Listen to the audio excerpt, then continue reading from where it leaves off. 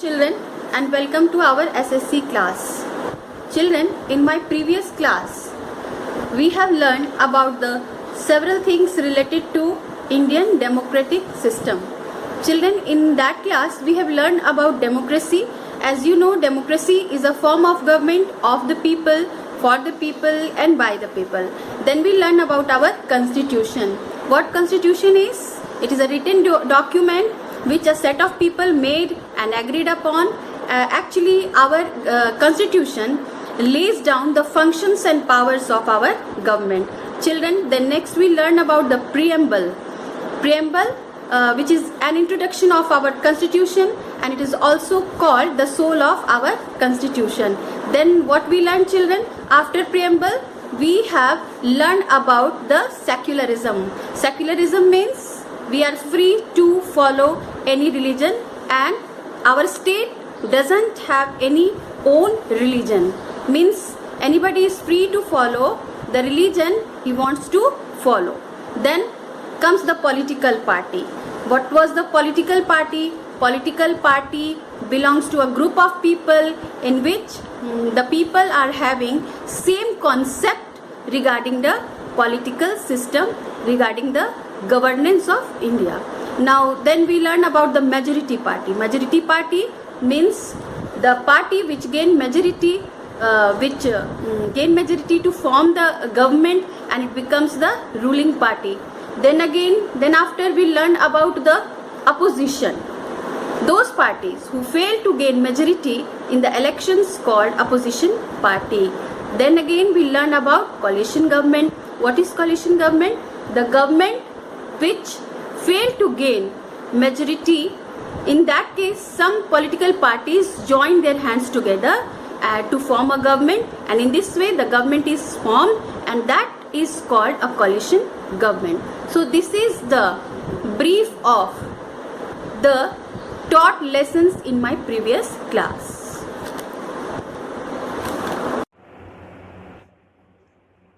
Children, today we are going to learn about equality provided by our constitution. As you know, that the preamble grants us the equality of status and opportunity. Our constitution also gives us the right to equality. So the main provisions of this right are: A. All citizens are equal before the law. B. Discrimination on the basis of religion, caste, gender, or place of birth is prohibited. C. Everyone is entitled to equal opportunities in all walks of life. D. The law gives equal protection to all. So these are the rights of equality. But does everyone enjoy equality in all spheres of life? Children, even after nearly 70 years of independence, unfortunately, the answer is no. Let me explain you two examples given in your story, given in the form of story in your book.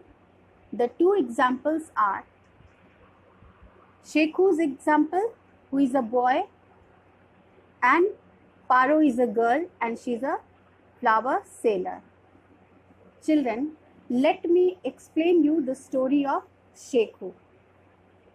The first story is concerned with a 10 years old rag picker boy named Shekhu, who used to get up early in the morning at 4 o'clock to collect the rags from the garbage.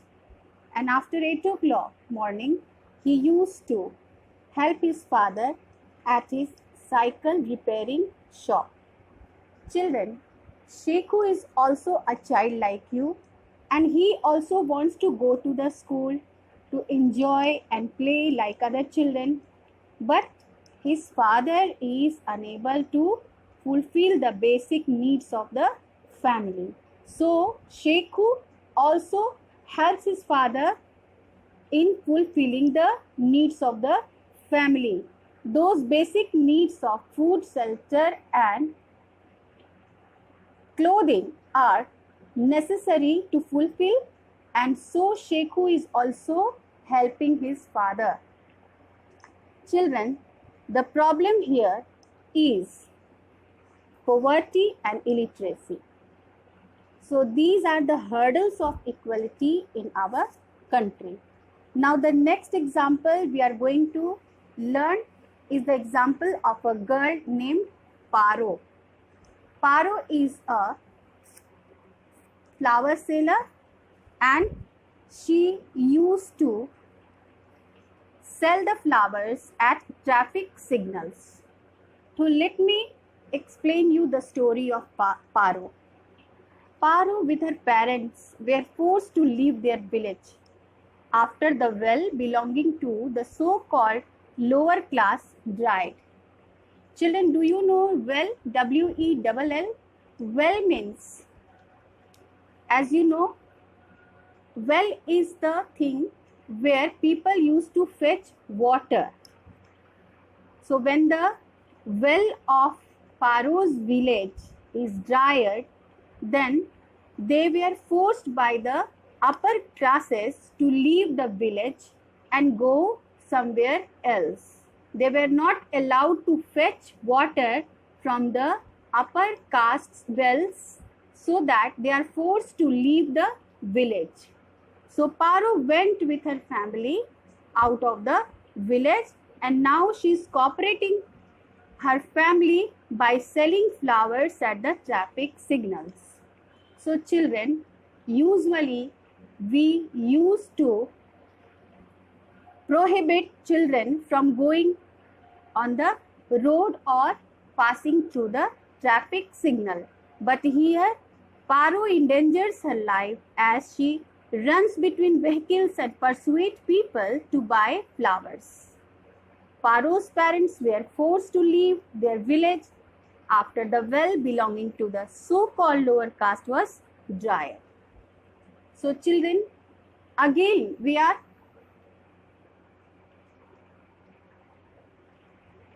this is clear to know that the main problem here is, first is the casteism, the second is the poverty, and the third one is the illiteracy, and that's why Paro is selling flower here in her childhood. So that are not Paro's parents also the citizen of India? And the constitution are prohibited discrimination on the basis of religion, caste, gender or place of birth.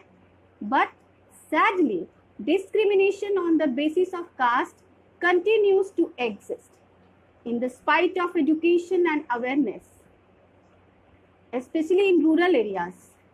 Another threat or challenge to equality is posed by discrimination on the basis of community.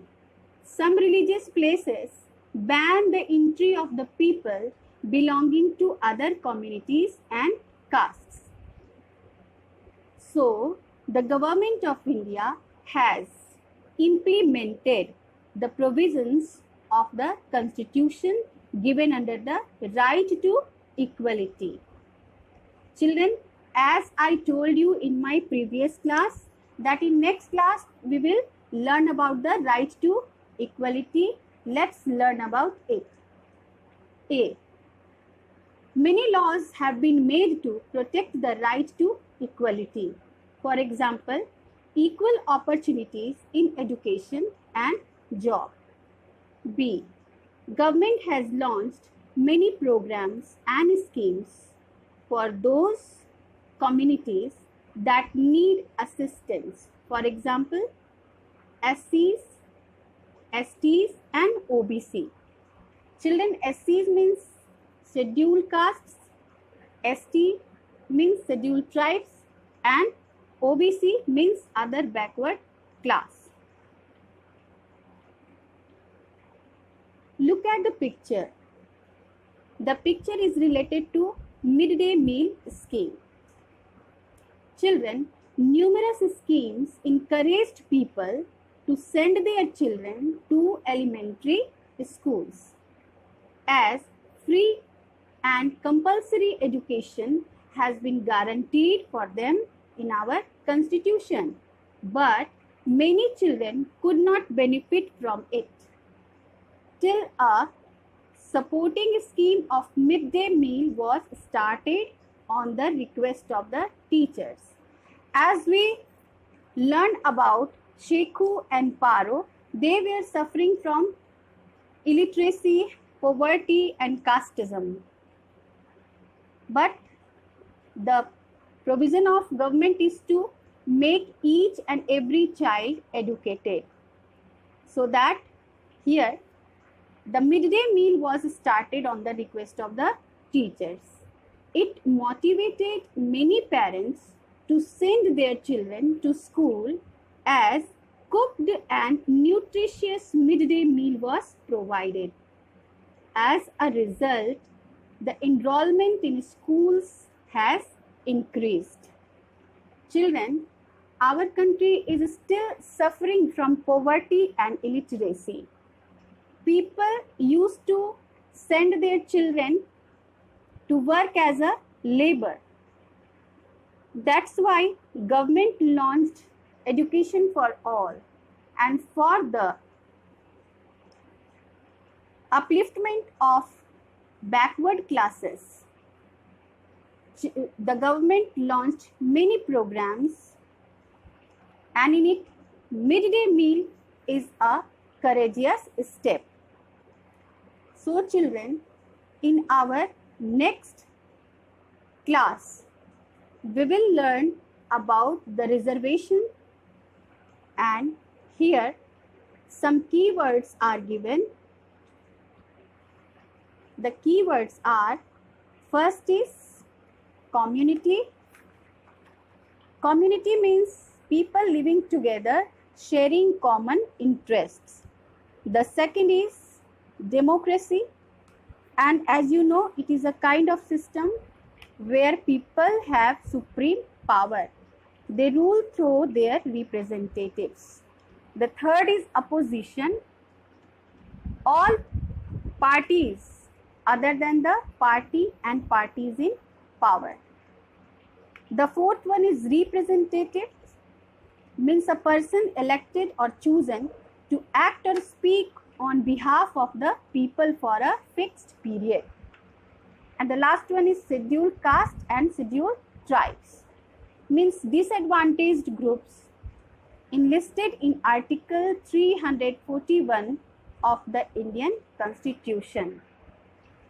So children, in next class, we will see some further programs launched by the government for the upliftment of the downtrodden class of our country. Thank you.